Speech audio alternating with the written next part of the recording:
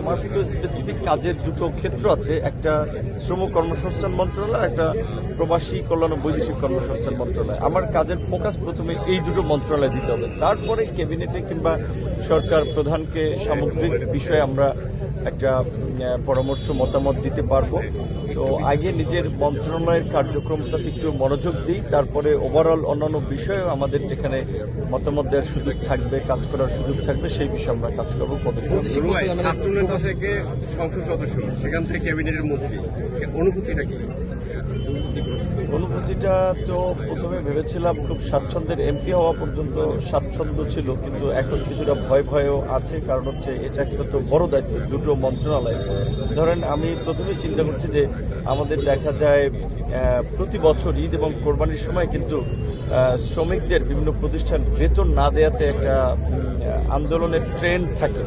তখন আমরা তো শুরুর দিকে দায়িত্ব নিয়েছি, কাজে এবার কি হয় জানি না। তো এখন আমি সবসময় তো সাধারণ মানুষের জন্যই কথা বলেছি, তাদের অধিকার নিয়ে আন্দোলন সংগ্রাম করেছি, তাদের জন্যই বলা চলে জীবনের যত ত্যাগ স্বীকার করেছি।